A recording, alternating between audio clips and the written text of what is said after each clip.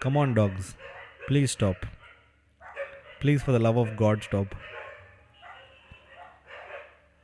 Why? Why? We are at a good part in the story. Why?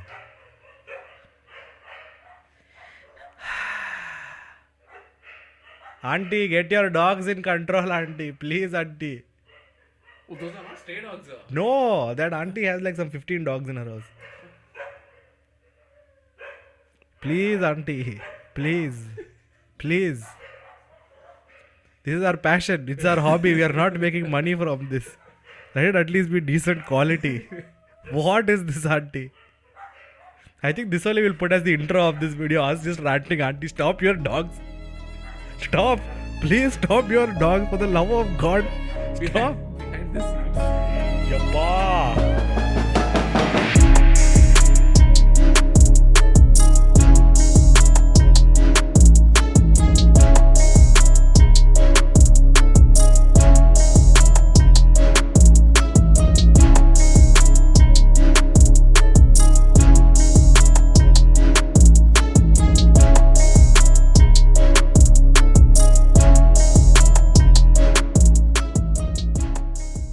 Welcome back, everyone, to another episode of the Football Analytics and Rant Show. We are finally back with some European football, and there are a lot of interesting stories happening in all of the top 5 leagues, including Syria. Even though you see most of the traditional powerhouses in the top 3, there is a surprise there. And we will be diving deeper into Pep Guardiola and Girona. Some interesting things are brushing up there. Our Elijah will be going there. He has done a lot of research into that topic. And if you look at a brief summary through all of the top 5 leagues, I think most of our eyeballs will be in La Liga and Bundesliga at this point, because two very unexpected teams are there. If you look at Girona's case, it's even more unexpected, and to some extent Leverkusen also, because these are the teams I think nobody would have given a chance in either of those leagues to be topping their table at the end of the winter break. So, and you look at the Prem also, there is still a surprise package. At one point we thought they will actually top the league. Aston Villa, they're still somewhere there, they're in 4th right now, I guess. And if you look at League 1 also, Nice were performing very well. They were neck and neck to PSG, and recently PSG got a little gap. And if you look at Syria also, I know Inter is there. The surprise there is Juventus. True. Juventus is actually second. It is nicely going under the radar. I know Syria is not very good marketed outside, and people do not like it, basically probably because of the standard of the stadiums and things like that, and probably because it's always in and around scandals most of the time. True. But nicely under the radar, Juventus, this is the team that had got point deduction. There was a chance of them getting relegated. They have transfer ban. They are not playing in Europe. So they are performing that well, which is very unexpected. Most of us thought at this rate, because all of the other teams have had better players, but still somehow Juventus is second in the league. Obviously Inter is leading, which is justifiable, I'd say, because they are the most informed side in the team, so in the league. And coming to the main star topic of the show, Girona. Oh, so we're starting off. So if you look at the La Liga table right now, it's a very interesting picture. On number 1, we'll go to the top 5 because that's where... No, top 6, sure. The first team is unexpectedly a team called Girona, which is from this place in Spain called Catalonia, which is also where Barcelona and Espanyol are from. There are many other teams from there, but these are the famous ones that we know. Next, Girona is on 49 points of 20 games. Next is Real Madrid, 19 games played and 48 points. So they're 1 point off the top. Next is Athletic Club. The Athletic Club is in 3rd place at 41 points. Followed by FC Barcelona with 41 points of 19 games. Followed by the goal scoring machine, that is Atletico Madrid right now at 38 points. Atletico Madrid is goal scoring machine now. I can't believe I'm saying that with my mouth, but that is the truth. It's so surreal to think about it, but the same Atletico Madrid with the same players, same manager, there's not much of a difference.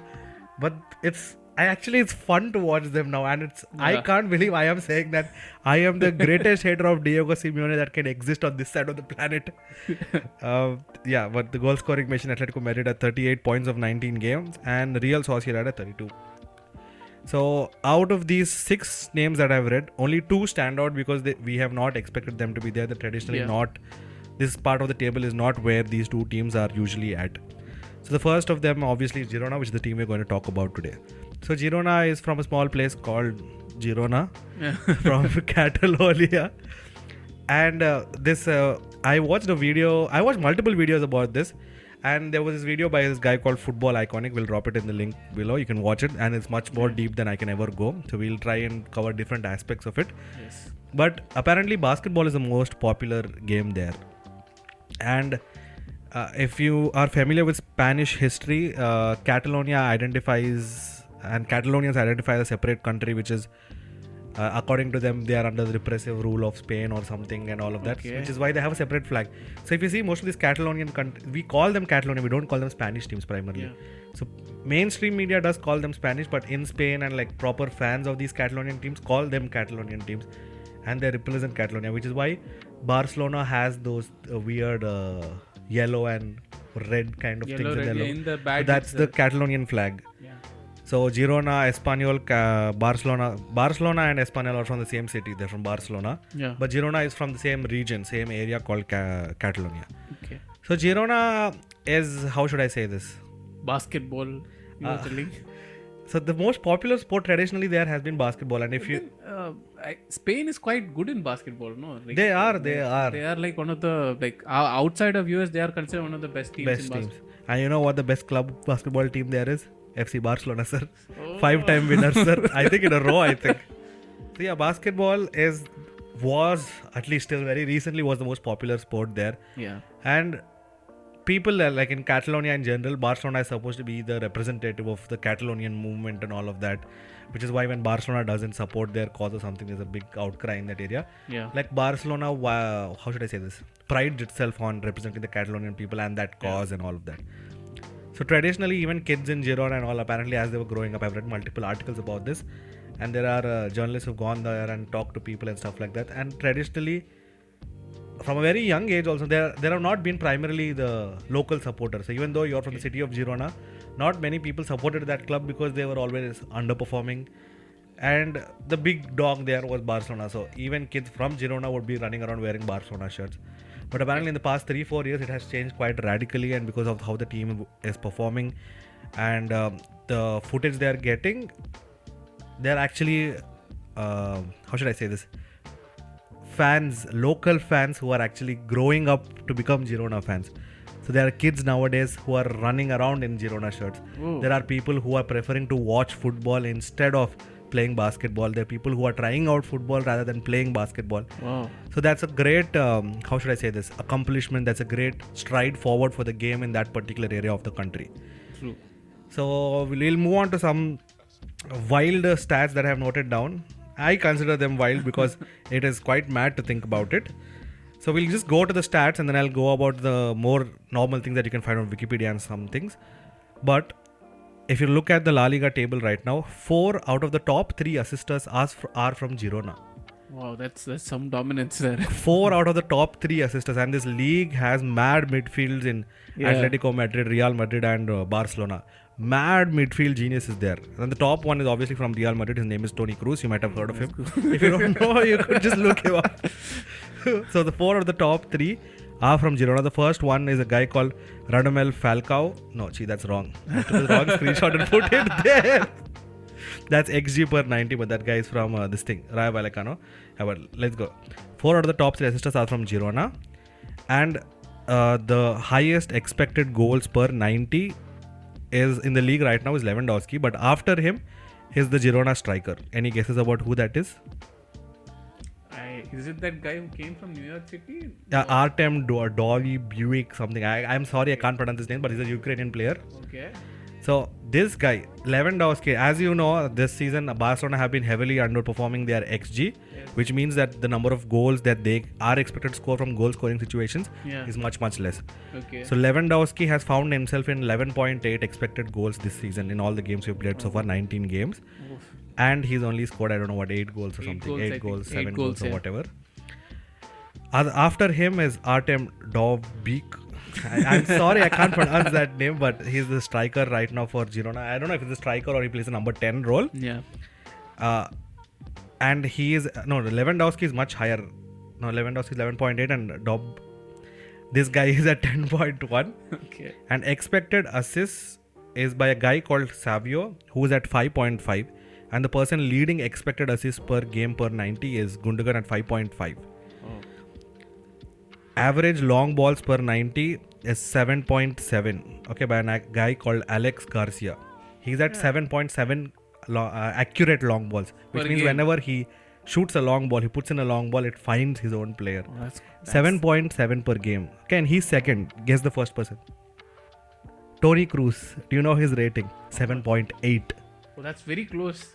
That is how well these guys are. That's insanely close. That level of Toni Kroos is a world class player. I mean, he may not be at the same level, let's say like 3 years, 4 years back, but he's still a world class player. No doubt about that. World class doesn't even begin. There was this reel that I shared by ESPN a few days back, where Toni Kroos put in a brilliant through ball to Vinicius, who scored. Yeah. Jude Bellingham just started clapping by the time the ball went in, even before it touched. Like he knew it was going to reach there. He knew it. And being a Barcelona fan, wearing a Barcelona shirt right now, I have to make a confession. I am a huge Jude Bellingham fan. I was talking to Jittu about it the other day, and Jittu speculated that it could be because we've been seeing his growth from Dortmund. Dortmund, and like when he moved from Birmingham City to Dortmund and Birmingham City retired his jersey, all of us made fun of it. There were so many memes. So that's how I knew Jude Bellingham. And then we saw his career growth and how cool of a guy he is on and off the field. So we're going off topic now. Let's not talk about Jude Bellingham and my mad fangirling over him. But yeah, we'll go to Girona. Yeah, we're coming back to Girona. So the thing that we have to realize here is 20 games have been played by Girona so far, and they've scored 45 goals. Half the season they have scored 45 goals.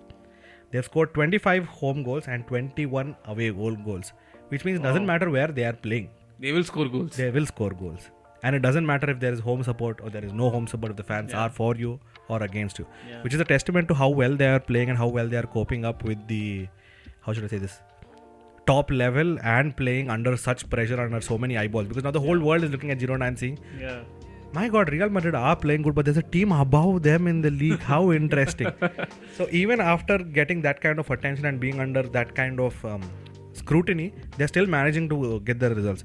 And I'll get back to this later on. And they have played in many different shapes. They have used a 3-4-3, 4-1-4-1, 3-1-3-1. What the fuck? Their coach is a... How should I say this? The coach, I would... there's this guy called Thomas Tuchel. Also, you might not have heard of him. If you have heard of him, please please put it in the comments that yes, I've heard of Thomas Tuchel. So this Thomas Tuchel is a man that I call a mad genius because he has many outlandish ideas. He does many crazy things. Radical shit. He's very effective. And like when we are watching the games, you don't realize it.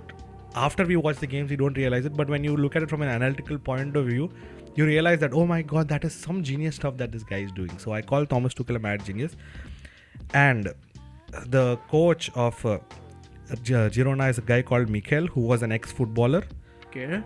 He played for Rayo Vallecano throughout his career, I believe. And he's played for the Spanish national team, but never made it to the senior team. He played in under 20, under 16 and all of that. So this is also like one of those scripts where the manager was a player who wasn't very successful and stuff like that. Yeah. This guy also is a wild man. He doesn't... these people have that weird Liverpool, Dortmund kind of a philosophy about them. They're like, we need to win. Okay. So we can do it two ways. We can play attractive football, but defense goes for a toss. Okay. So the only way to win in these kind of scenarios is outscore the opponent. You concede 10, but you score 11, you win. True, quite true. The other one is you're a small dog team, so you can't afford to play like that. Yeah. You sit back, and hope eventually you get one chance and put it in. 1-0. That's all. Yeah. Or you just settle for draws, and just survive relegation and come up. True. Okay, so this guy is like that. And like I said, 4.45 goals per season. If you look at even average for a team that was fighting relegation maybe 3-4 years ago. And we are only halfway through the season, you have to realize that. They only played 20 games. And they already scored 45 goals. 3-4 years ago, if they had scored 45 goals, they would have easily avoided relegation. They would be very happy with it. Yeah. And realistically thinking about it, they first got into the top division in 2017 and they got relegated in 2019. Yeah. They came back in 2021 or 22.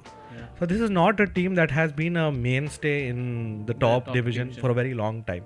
That's why I was saying it was even more surprising. When we told about Leverkusen and Girona, this is more special because of that fact.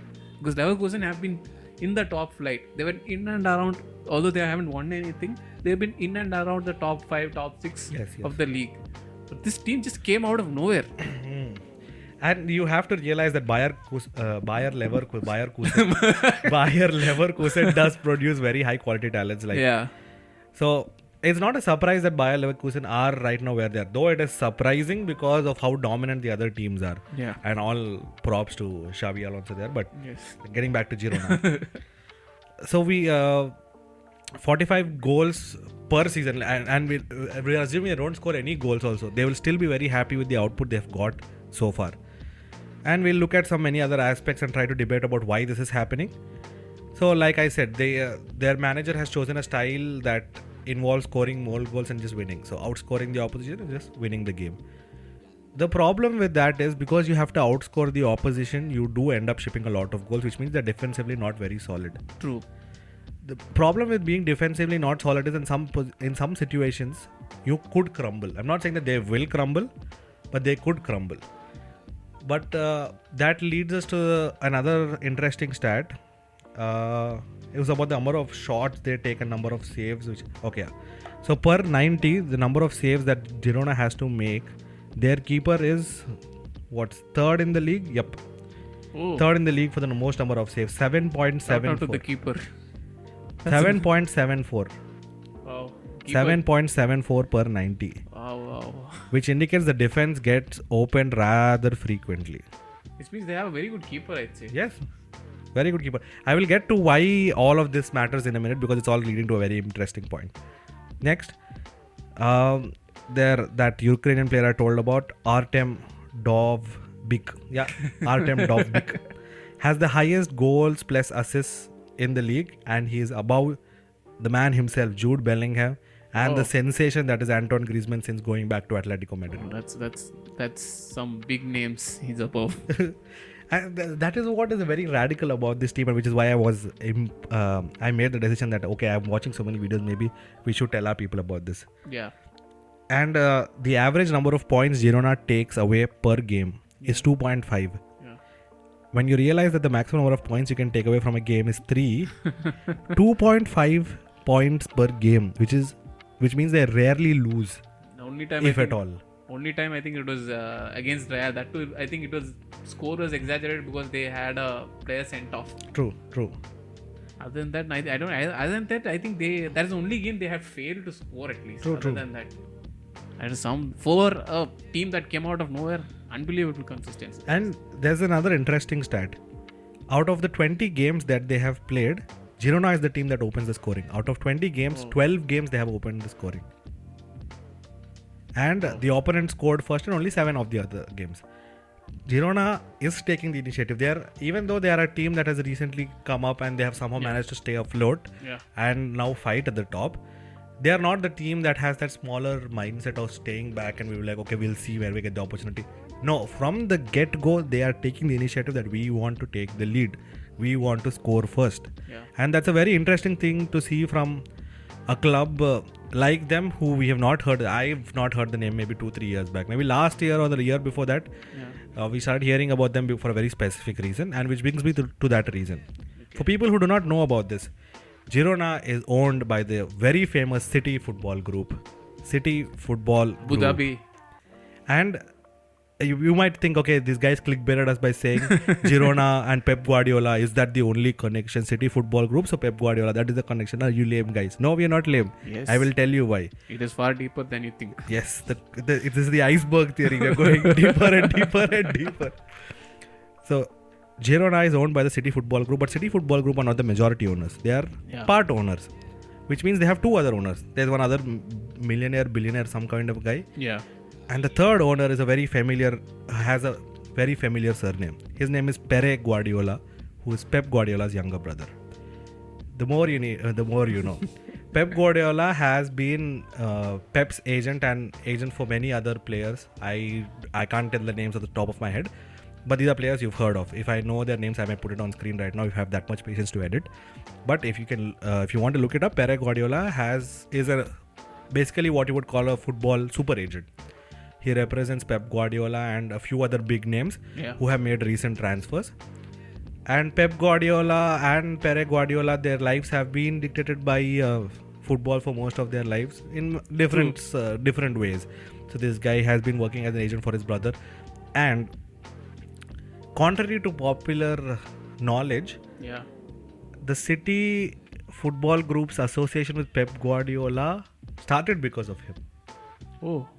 So this guy... F.A.R. Guardiola is the one. And F.A.R. Guardiola is the reason why those two famous people from Barcelona had to leave. I forget the name. Some Tiki something. Who was their managing director of Barcelona or something. Oh. He originally proposed the proposal to Barcelona that we will buy clubs in many other places and build this conglomerate. And they said this is some foolish stuff. So when he had the chance to go away, Pep Guardiola and F.A.R. Guardiola actually called them. And this is how the City Football Group as we know it came to be. Okay, I remember hearing about this thing. Not this part. I remember hearing about that this original idea of multi-club ownership was proposed to Barcelona first, and they rejected the idea. That I've heard it. The same way they rejected signing Kylian Mbappe at a young age, Erling Haaland at a young age, Alphonso Davies at a young age. I'm coming there only. The same way. The genius is that Barthemo and his cube. Let's not get into that. Let's not. Control. You're deviating. Control. So, F.A.R. Guardiola was already owner of of Girona before City Football Group even entered this conversation. And he brokered a deal for Pep to eventually go there, but to Manchester City. And there are many popular theories that I've read around that just to appease Pep Guardiola and F.A.R. Guardiola, City Football Group took an interest in buying a club called Girona. Okay, that's that's a lot to... No, because arguably the greatest thing that they have done after buying the club and trying to revamp is getting Pep Guardiola and getting him to sign a second contract. Because if Pep Guardiola had left when his first contract had ended, they would not have won the treble right now. True, quite true. No matter how many players they had signed. And I will always say this, no matter how many good players you have, if you don't have a good manager, it's not going to end up well. 100%, yes. A good manager can extract the best out of his players to get you to a good result. Yes. So now, what are the benefits of this club and how is being a part of such a big City Football Group helping them? And is that the only reason why they have come so far?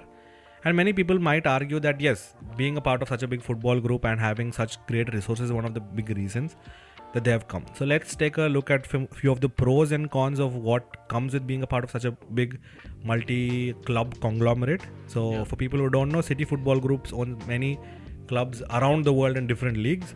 Obviously starting with Manchester City. Then they have something called Melbourne City in Australia, Mumbai City in India, New York City in the America. They have Troy FC in the French League. Yes. They have one more, Girona. They have close to 11 clubs right now, I think. So they have a second division team in China. They have a team in Uruguay. That is also some city. Montevideo. Uruguay's capital is, I think, like that. It starts with M. I'm not pronouncing the correct name. I don't want to offend I just people. butchered a Ukrainian player's name at least 10 times. I think it's Montevideo City Torque or something. Its name is something like that. And obviously, again, in Europe, they have like 3 teams, including the recent one is this Troy FC right now here. Yeah. So total, I don't know about the rest of the group. Total, it said that they have share in around 11 clubs. Obviously, I was on a team in Japan also, Yokohama F Marinos. They have a share there also, and like the majority of the teams with the city name, they actually have a majority share. The names which the teams which do not have a city in the end, I think they have a minority share. Oh, this I did it's not very know. prominent. Yeah, this Yokohama team, their name is not changed. It's still the old name. And that also ties into Girona. They don't Same. have a majority stake in Again, Girona. this Troyes, I don't know if they'll change. Troyes, I think I'm not sure about how much they bought it. They still haven't changed. I think it's because it is a recent acquisition, like the shares. Yeah, over to you. So we'll move on to the pros and cons of being a part of such a big football group. Yeah. The pros are obviously because you have so many different clubs, you will have a brilliant scouting network and you share the scouts with some of the biggest teams in Europe. Yes. So there's a cycle, there's a hierarchy, so you will always get a constant cycle up and down. From top also you'll get some talents on loan. From down you'll get the pick of the bunch from the bottom tier club. So it's always circulating. And the best part is it is attractive also for the youth players to sign for these clubs because they know that this is a stepping stone to eventually go up at a bigger club. This is a stepping stone to move on to the next stage and so on and so forth. So for scouting reasons, it's a brilliant thing for the team and it's a brilliant thing for the youngsters also because they know, okay, I might join a team that no one has ever heard of before. But they know if I perform well here, I'll go here. If I perform well here, I'll go here. If I perform well here, I'll go here. It's a clear pathway, I guess. So, and I think that is one of the biggest selling points for these multi-club conglomerates because they can say, you are signing here for now, but if you do well, this is where you're going to go. And that's a good way for them to, attract more young and emerging talent from many, upcoming countries which are not... Potential markets, potential market. That's a very safe word. Potential markets. And because... we only talk about scouts in the manner that we get players, but if you think about it, this also ties in very well to managers. You might have a good manager playing in some obscure country. The proof is here, right in front of our eyes. In India itself, we have this Mumbai City that are getting manager. The manager they just fired, he's actually from he was an assistant manager at Melbourne City in Australia. The manager he replaced, which is Sergio Lobera, he was sent to the Chinese club I was telling, the Chinese second division club, which Manchester City owns. So this is a circulation that is happening. And I think the current coach, if I'm not wrong, is also related to one of the City football clubs. So you will get a good coach from any of these clubs which is coming, an assistant coach or any position. So they have experience in a proper team. Yeah, so that goes down all the way through the club. Yeah. Their medical staff can also be exchanged. Yeah. Their coaching staff, their assistant coaching staff, everything, the technical area, their analysts, their football directors, their managing directors, every single part of the club can get cycled because you're a part of this conglomerate. Which means, from a business point of view, from a footballing point of view, even though a person might get disgruntled with you and eventually leave, you will always have someone to replace him. Yes. You will always, at every single point, if your manager gets frustrated and is like, I am out, you will always have someone who will come, and they'll have that similar philosophy going through all their clubs. Every single club plays that possession, fast-paced football with very attractive playing styles that Pep Guardiola plays at City. Not saying everyone does it to that extent with that effectiveness, but everyone does try and get that same style of football, which we can see at Girona. They play very free-flowing and very attacking football. Yeah. And players, more specifically young players, are open to join them either loan, which is very common. Because we say they're on loan, it usually comes from the bigger clubs. Okay. So, how should I say this? So the Savio guy from some South American country, I'm sorry I do not have that much info, I haven't researched that deep inside. But he was signed to a different club, some maybe Troy FC or something, and he was sent here on loan. Okay. So, based on... because different countries will have different work permits, different age limits, different amount of contracts you can give to different players. So you can take a player, put him in a place which is more convenient for you to pay them in a way that is more acceptable to them. Okay. And then send them to loan wherever you want. Okay. And this guy is most... among the present young talents that are coming through from Girona, this guy is the most likely to get a promotion to a bigger club very soon. I'm not saying Girona is a small club anymore, at least. But yeah. So it's things like this that help the football to develop around different places, because it's easier for people to climb up the ladder. Earlier, I don't know the number of potential brilliant players that we could have lost through time because the training center was too far away. Yeah. The money that they wanted was not good enough. The health facilities they wanted wasn't good enough. Whatever it was, but now it's much more convenient for them, because some people will have certain reservations. Some people don't want to move to England because they don't like the weather or something. But they would be more likely to move to France. Yeah. They're more likely to move to Spain. And eventually they can gradually shift their lifestyle to maybe align with that goal of maybe moving to England. So there are many different things that we have to take into account for that. Now, we have to talk about this coach. This coach is a mad good coach. As you can tell by the fact that they're at top of the league. They are all easily among the top 5 how should I say this, best assisting teams. Maybe not best defense, but technically they haven't shipped a mad amount of goals. Barcelona leads in that department. Best. So technically he is doing a good job, and the best part is people are also liking that style of football because it's free flowing and it's attractive. Okay. I would say it's like the Liverpool of the old, which is what I started watching football with. Even though I'm a Barcelona fan, the reason I still watch Liverpool to this day is because that's the first team I watched playing football. True. And it reminded me of basketball. Liverpool, even till today, even under Jurgen Klopp, reminds me of people playing basketball. There's end to end. Everyone goes up, everyone comes down, goes from left to right, right to left. They'll do skill moves here and they'll somehow put mad shots in and get the goal. And that's one thing I like a lot about Liverpool. And I'm not saying Girona are playing at that level, but it's very similar and it's so attractive to watch. And it's being a Barcelona fan, it's quite depressing to do them to us. They did the tiki-taka that we are famous for against us and floored us badly. So it's quite, how should I say, heartwarming to watch that teams that we have not heard of are doing well. But now we have to take into account why this is happening. Why is this resurgence or climb to the top happening? It's not a freak accident, obviously. It's been orchestrated for a very long time. Yes. And it's finally coming into fruition. So they now finally have a good manager. Good. They have owners who are going to support them. They have a good scouting system through which they can get young talent. Yeah. But that doesn't mean they have bad players per se. Yeah. Daley Blind left Bayern Munich to come and play for Girona. Yeah. Everyone was like, what is wrong with this fellow? And people would have people who This guy also no Eric Garcia also. Yeah, so I will get to that. So I'm taking Daley Blind's case because leaving Bayern Munich for Girona, that doesn't make any sense. That's a grand downgrade, if anything at all. Eric Garcia is more understandable because it's a loan deal and it's just like, I don't know, 100 kilometers, not even 100 kilometers, very close. It's inside Catalonia only. Same league only. Yeah, so it's not that much of a difference. So Daley Blind will take as an example. People, the keen-eyed among you would have actually gone and researched, why is this guy joining Girona? What is happening? So he's not getting a downgrade in salary. I think at least he's getting the same salary or maybe even getting better paid than he was getting at Bayern. And he was enticed by the project that Girona presented to him because they said that you will be the mainstay, you will be the cornerstone of this team, we build the team around you, we need that experience. Star man. And that is actually true. They are getting quite a few these bigger names to anchor the team around while also playing exciting football with lesser known people to play out from. Okay.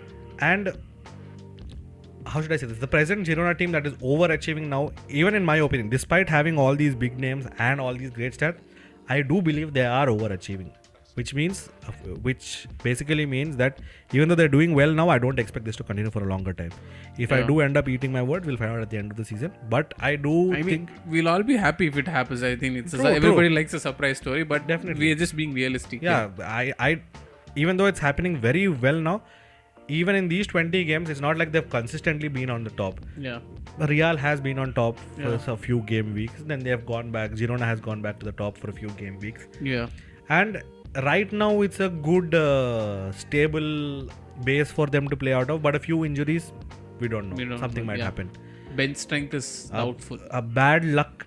One game there, they get thrashed by someone. Maybe the mentality drops and then they start playing badly. We don't know because football is a weird game like that. Yeah. Barcelona is still struggling from that 8-2 battering remontada at Roma, remontada at Anfield. That was them 6 years back at this point.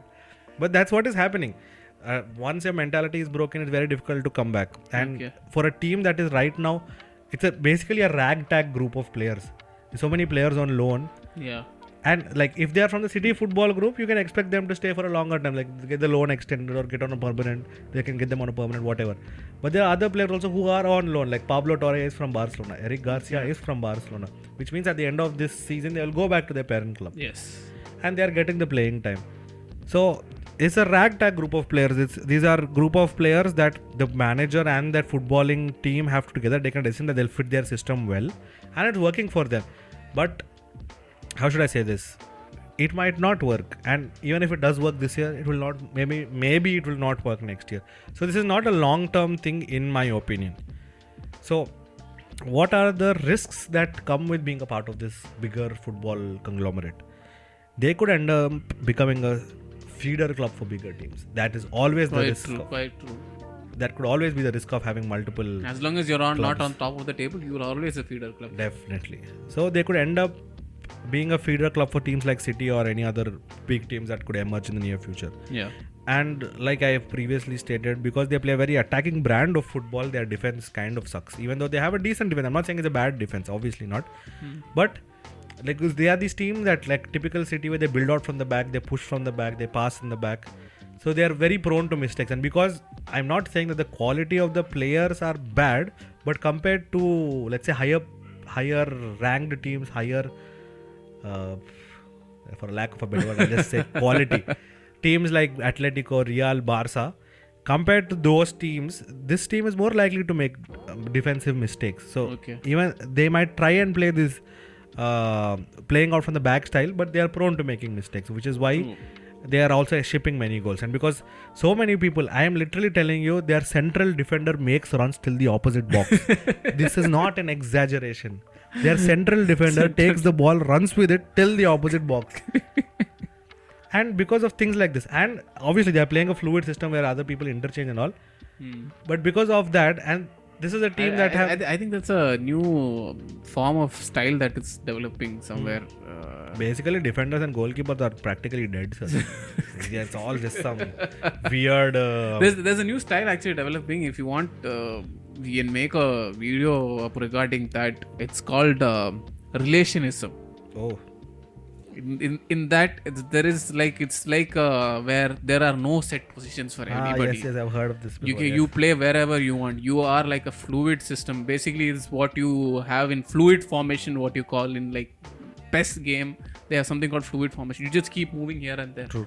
Anybody will play anybody. You will see the center back going and playing in mid or even go up in the wings also. True.